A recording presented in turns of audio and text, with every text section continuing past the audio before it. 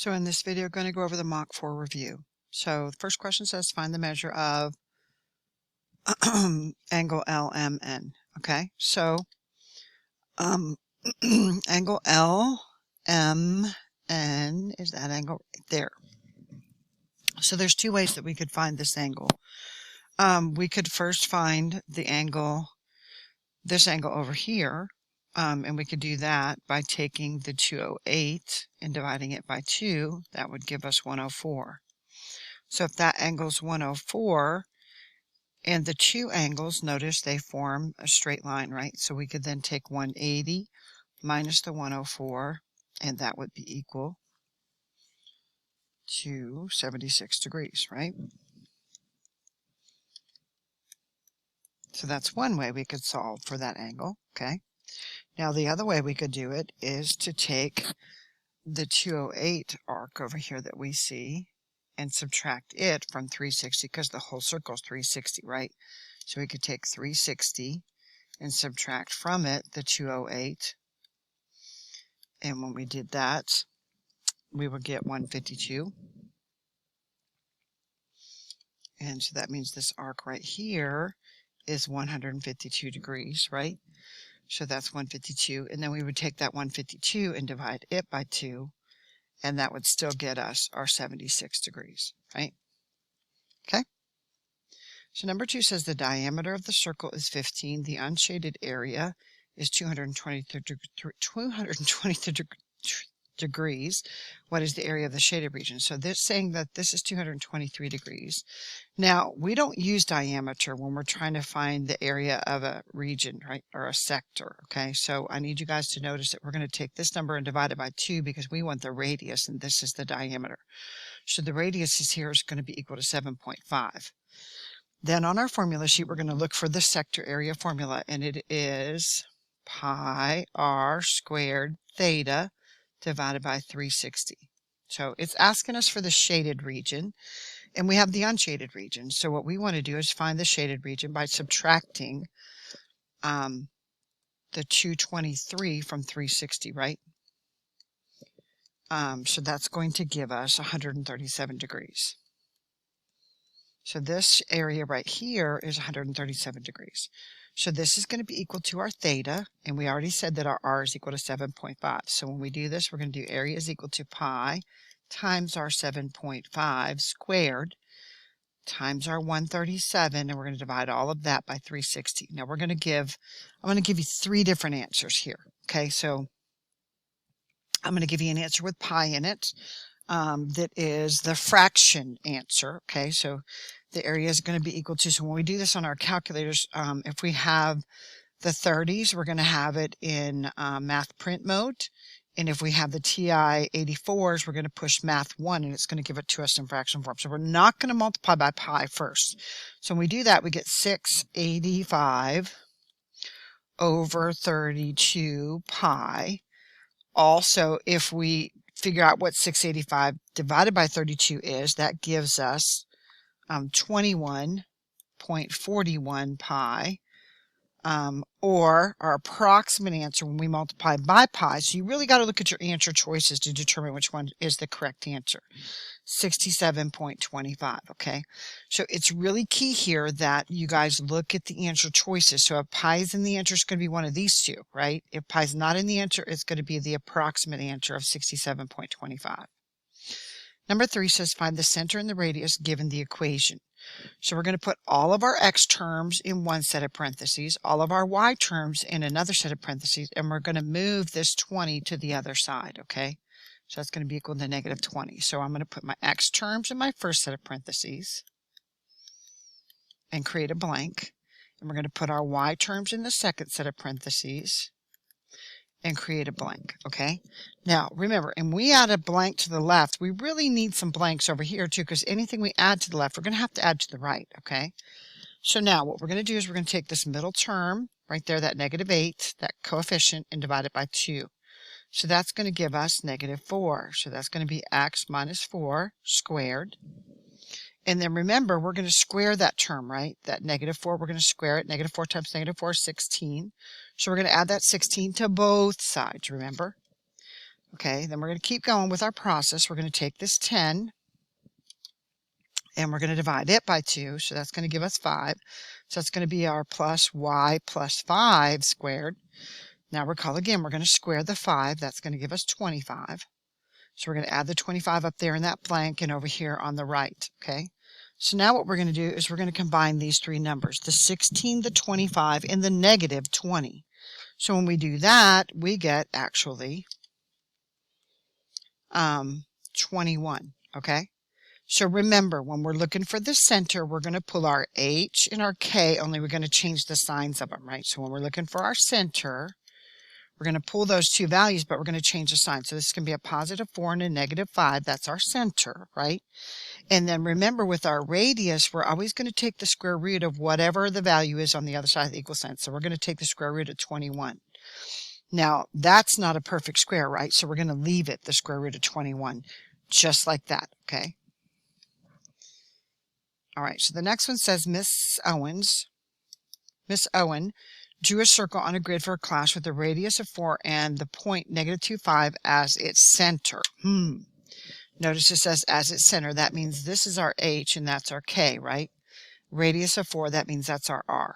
Okay, so we got R is equal to 4, H is equal to -2, K is equal to 5. Then it's saying which of the following coordinates represents a point that's not on the circle. So what we're going to look for here is a statement that's not true. So we're going to use the equation x minus h squared plus y minus k squared equals r squared, okay? So now we're just plugging in those values, right? So we're going to get x minus 2, which would be plus 2, right?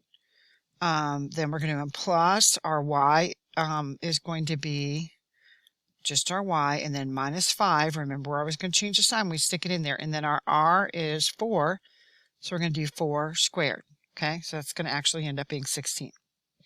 So now what we have to do is test these points. Okay, so we're going to plug in the values. So for A, we're going to do -2 plus 2 squared plus 1 minus 5 squared. Does that equal 16? That's the question we're being asked. Okay, so this is going to be 0 squared. That's going to be plus a -4 squared. Does that equal 16? It sure does. 16 equals 16, right? So that's a true statement. Okay, now we're going to try B. Let's go with blue here. And again, doing the same thing, -2 plus 2 squared. So that's going to give us a 0 squared again. Then we're going to do plus 3 minus 5 squared. Again, does that equal 16? So this is going to be -2 squared. So that's going to give us what? 4 does not equal 16, does it? So again, it said which one is not. So that's going to be B as our answer. Now you could verify that a little more by checking C and D to make sure they do work. But I'm going to not do that for this particular purpose, but you guys can to just make sure you got the right answer, okay? All right, number 5 says, according to Cavalieri's principle, which of the following shapes have the same base areas and heights? Given the following shapes have the same base areas and heights, which shapes below would match to have the same volume?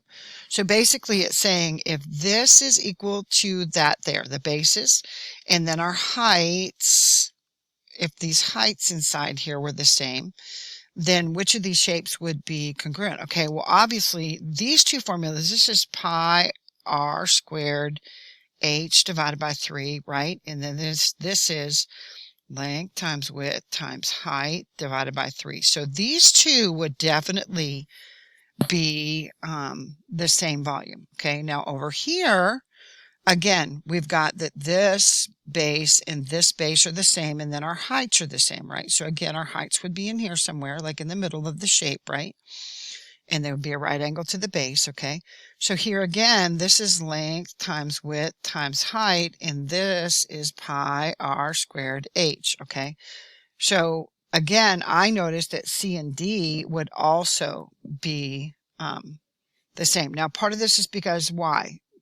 With A and B, we're dividing by 3, whereas with C and D, we are not, okay? So that's where the connection is, okay? So that's what you're really looking for, Cavalier's principle. They have to be similar formulas, y'all, okay? So Number 6 says, given that the rectangular prism has a length of 15, a height of 5, and a width of 10 centimeters, and a cylinder is drilled through with a diameter of 5 centimeters, what's the remaining volume of the figure? So I'm going to find the volume of the prism first, okay? So to do that, we're doing length times width times height. So that's going to be 15 times 10 times 5. And when I do that, I get 750, and that would be centimeters cubed, right? Now we need to find the volume of our cylinder. Now I notice that this is a diameter, okay? So to get the radius, we have to take that and divide by 2, don't we? So our radius is going to be equal to 3.5 here, okay? So we want to find the diameter, the volume of that cylinder. So the volume of the cylinder is going to be equal to pi times 3.5 squared times our height. Notice our height's right here. So it's going to be equal to that right there. So that's going to be times 5, right? So when we find the volume of the cylinder, that's going to be equal to 192.42. Now remember, you're going to have to multiply by that pi here, okay?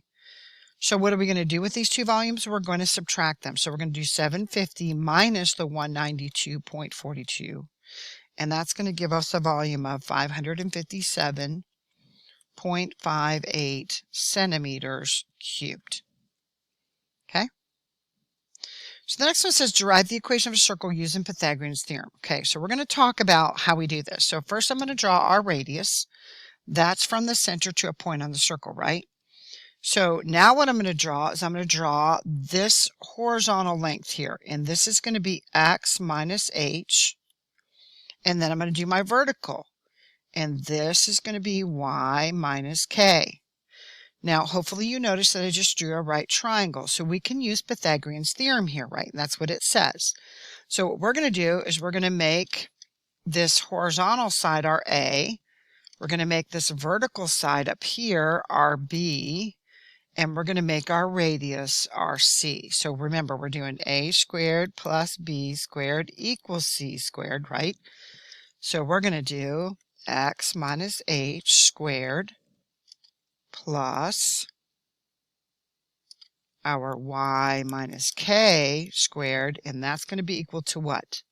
Our r squared. That's how we derive the equation of a circle using Pythagorean's theorem. So this is a leg right here, right?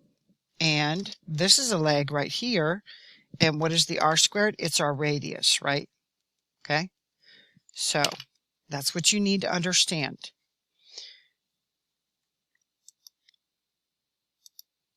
Number 8 says a cylinder has a volume of 4,561 meters cubed and a height of 12 meters. What is the diameter of the cylinder? Okay, so volume of a cylinder on the formula sheet is pi r squared h, okay? So notice this is our volume and this is our height, right? And it's asking us to find the diameter, but there's no d in that formula, right? So we're going to find the radius and then multiply it by 2. So we're going to do 4,561 is equal to pi times r squared times r12. So I would probably divide these two by 12 pi. 12 pi, both sides divide by 12 pi. That's going to get rid of my 12 pi, right? So let me see what I got when I did that. I got 120.98 is equal to r squared. So we're going to have to take the square root of both sides, right? So when I did that, I got r is equal to 11, because that's basically 121, isn't it, guys? 120.98 is pretty much 121, and 11 times 11 is 121, right? So then it's asking for diameter here. Now, I need you guys to really read the questions on the test, okay? Pay attention to these types of details. So our diameter is equal to 2 times our radius, right? So the diameter is going to be 2 times 11, so it's going to be actually equal to 22 meters. So I want to make a correction before we move forward with number 9. So we're going to make this point 10, 1, okay?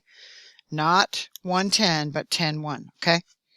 So the very first thing we want to do with this is, because it says find the equation of the line that is parallel to the line x plus 5y equals 10 and passes through the point, we're going to say 10, 1, okay?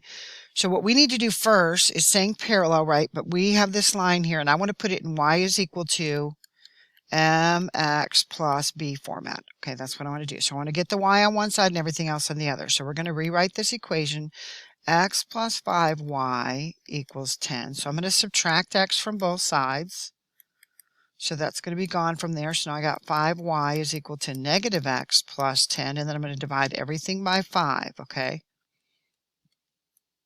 Okay, so when I do that, this is now gone.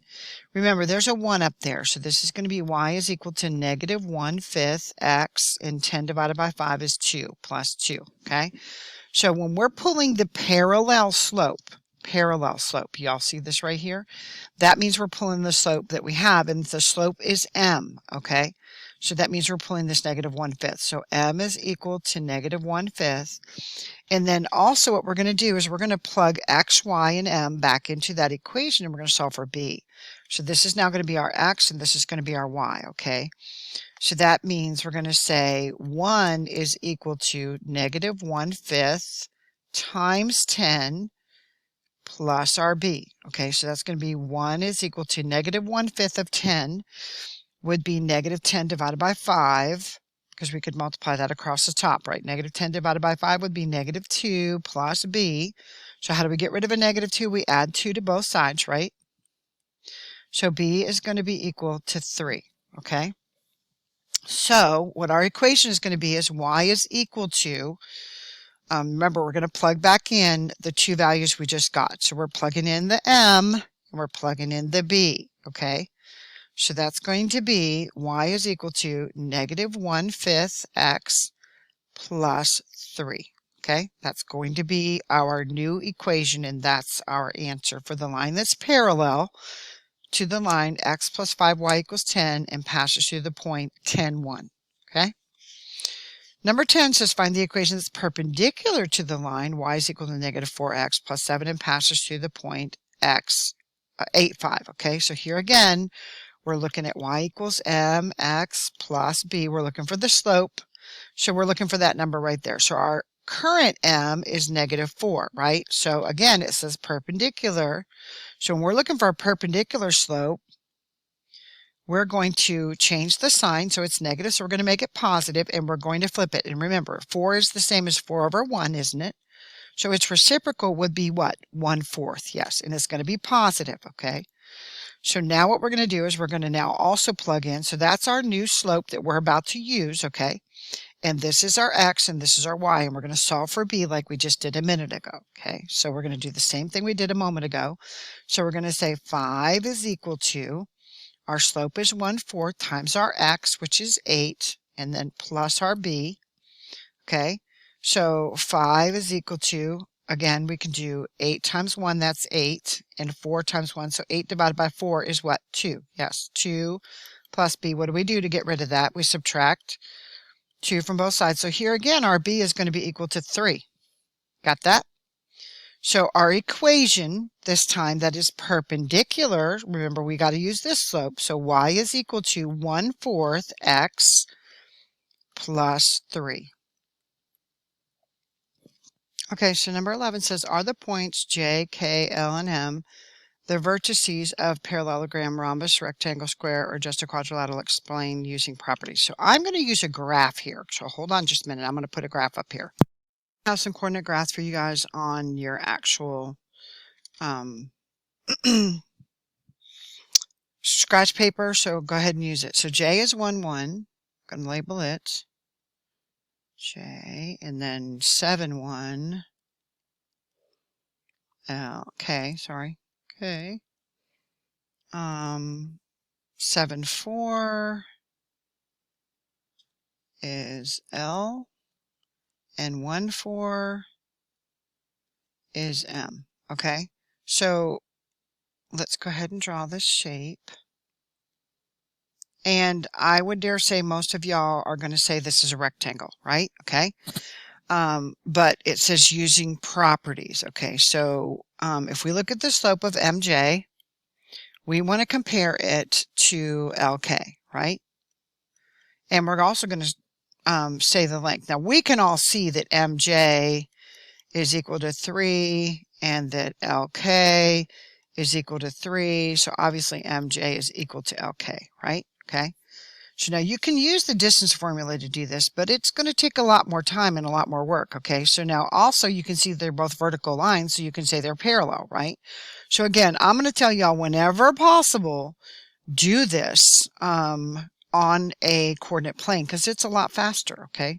So here again, when we're looking at ML and JK, again, can you guys tell they're parallel? You should be able to tell because they're both horizontal lines, right? Okay.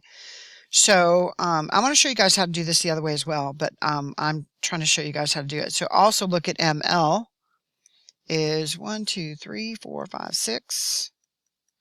And JK is also equal to 6, right? So can't you again say ML is equal to JK? Okay, so now if we want to compare the slopes, now the other thing that we can say is they're horizontal and vertical lines, right? So let's talk about the slope of MJ, okay? MJ. So what are we going to do there? So we're going to take 4 minus 1, our y values, right? And 1 minus 1, so that's going to be 3 over 0. Can we divide by 0? No. Okay? So this is a 0 slope. That means it's a what kind of line? Undefined, right? Or sorry, this one's undefined. My bad, y'all. This is undefined. And isn't that going to be true of our slope of LK too? So if we do LK, again, the slope, LK is going to be 4 minus 1 and 7 minus 7 again. So this is going to be 3 divided by 0 again. So this is also undefined. Boy, I didn't spell that right over there, did I? Undefined, N-E-D. Okay. So this is also undefined, which means the slope of the other one has to be 0, right? Okay. And so let's go ahead and do that. So now we're going to do the slope of ML. Okay, so when we do that, again, we're going to do 4 minus 4 divided by 1 minus 7. So now that's 0 divided by negative 6. That's 0, right? Okay. So we're also going to check what? What's the other one? JK, right? So JK, again, is equal to what? So with JK, so there's going to be 1 minus 1 and 7 minus 1. So that's going to be, again, 0 divided by 6. So that's still going to be 0, right? So we can tell then that these are right angles here, okay, because those slopes are perpendicular, okay? So we can then say this is a what? A rectangle. Because opposite sides are parallel and congruent, and we have right angles at J, K, L, and M, okay? So number 12 says, are the points A, B, C, and D the vertices of a parallelogram, rhombus, rectangle, square, or just a quadrilateral? So let's do this again. 1, 1. That's our A. 5, 3 is our B. C is 7, 7. I'm going to put that B on the outside, y'all. B down here. Oops. B was 5, 3. And then D was 3, 5. D was 3, 5. Whoops. Let's put that a little closer. Okay. So let's go ahead and draw the shape now. A to B, B to C, C to D, and D to A. Okay, so see that again. So we're going to again compare our slopes here, right? So what I'm going to do is I'm going to look at the slope of AD, and we're going to compare it with BC, okay? So we're going to go up 1, 2, 3, 4, and over 1, 2. So that's 4 over 2, that's 2. Up here again, going from B to C, we're going over 2 and up 1, 2, 3, 4. So this is going to be 4 over 2 as well. And hopefully you can see that those side lengths are going to be the same as well, right? Because 4 squared plus 2 squared is equal to 4 squared plus 2 squared, okay? So we know they're parallel, and we also know that AD is equal to BC. and this would be 4 squared plus 2 squared. That's going to be 16 plus 4. So that's going to be equal to 20. So that side length, those side lengths are the square root of 20. Now let's check the other sides, okay? So we're going to check AB and DC. So AB, so we're going to go up 1, 2, up 2, and over 1, 2, 3, 4. So we're going up 2 over 4. So up 2 over 4.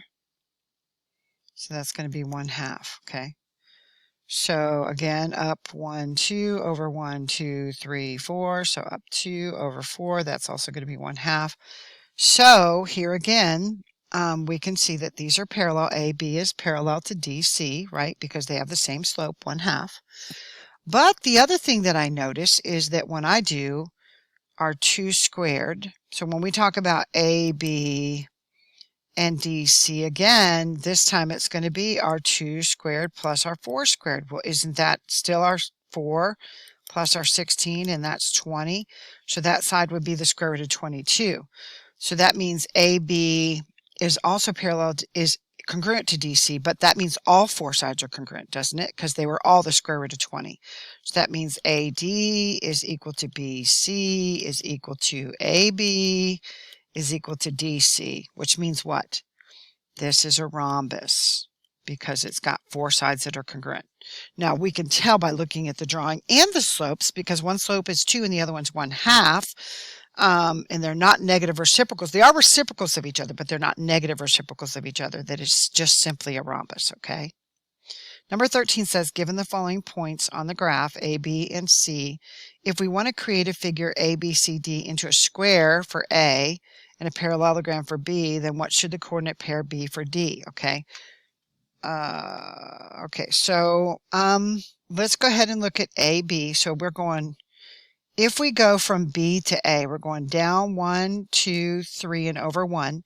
So over here, we're going to go down 1, 2, 3, and over 1, okay? So this is where I think D is going to be, okay, based on where AB is, okay, and those two being parallel. But let's double check it, okay? So now I want to check if I go from B to C, okay? So to go from B to C, I'm going to go 1, 2, 3 left and 1 up. Y'all see that? So I'm comparing this side right here. So with A, I'm going to go 1, 2, 3 left and 1 up. So notice I got the same point for D again. So I like to check that slope both ways. Okay, so what is our point D here? It's going to be -1, -1. Okay. Now with letter B, it's telling us that this one is a parallelogram. So once again, we're going to look at the slope from C to B. So we're going to go down 2 over 1. So with A, we're going to go down 2 over 1. Okay. So now, again, we've got our BC and our A, what we think is D. Okay. Now let's check again with our AC. Okay. So again, I'm going to go from C to A. So I'm going to go up 1 over 1, 2, 3. Okay. Up 1 over 3. So we're going to go from point B here, up 1 and over 1, 2, 3. Notice again, we got the same point for D, didn't we? And yep, that's a parallelogram, isn't it? So this time our D is going to be what? That is -5, 0. Okay? So I like to use the slopes of both, go in both directions to double check my shape, y'all. Okay? All right, number 14 says, given the following figures or pictures below, identify if it's a right triangle or not. If it is a right triangle, which two lines create the right angle? Okay, so this looks like A looks like an acute angle to me. B looks like an acute angle to me. But so let's just compare BC and AC and see if those are perpendicular slopes. Okay, which means they would be different signs and they would flip. Okay, so let's count from B to C. So we're going up 1, 2, 3, 4, 5, 6, and over 1. Okay, so the slope for BC, M of you know what, let's just do it this way. Let's just write slope. Slope of BC is equal to 6 up, 1 over, right? Isn't that 6? Okay, so if we think that AC is perpendicular to that, then shouldn't it be negative 1/6? It should. Okay, so let's double check it here. So this time we're going over 1, 2, 3, 4, 5, 6, and that's going to be our denominator. So we're talking about slope here of AC. Remember, rise over run. So we went down 1 here. Notice that? So this is going to be negative 1 over 6. And guess what? That is, what relationship do you guys notice immediately right now? So one of them is positive, one of them is negative, and negative 1/6 is the reciprocal of 6, isn't it? So, yep, we can say that BC is what? Perpendicular to AC, right? So that means there is a right angle there. So this is a right triangle, okay? So we're going to say, yes, it's a right triangle, and it's because BC is perpendicular to AC, okay? Now let's do the same thing. Let's look at letter B. Okay, so on this one, again, looks to me like both B and C are acute angles. I'm thinking if it's got a right angle, it's going to be at A. Okay, so let's again compare BA and the slope of CA. Okay, that's what we're going to do. BA and CA. So let's look at BA. So we're going to go down 1. So that's, actually, let's do this in red. So negative 1 and then over 1, 2, 3, 4. So negative 1/4. Okay, so let's just predict what CA should be if it's a right angle. CA should be positive 4, shouldn't it? If this is negative 1/4, and that line is falling from left to right, right? Then CA should be positive 4. So let's see if it is, okay? So again, this one we're going up 1, 2, 3, and over 1. So this is 3 over 1, which is equal to 3. So this is not a right triangle, right? So the answer here is no. And why is it not? Because we don't have perpendicular angles. We don't have perpendicular sides, right? BA is not perpendicular with CA, is it? Nope. Okay. So the next one says find the area of the triangle XYZ round to the nearest tenth. So area of a triangle is 1/2 the base times the height. And remember, the base is this down here.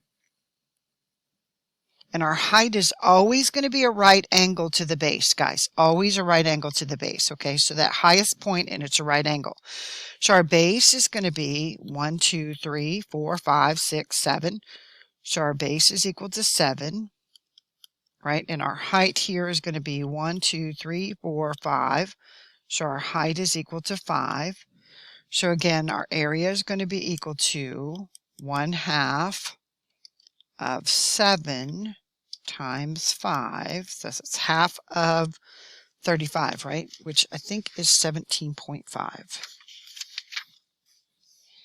So area is equal to 17.5. And we have units here, so this is units.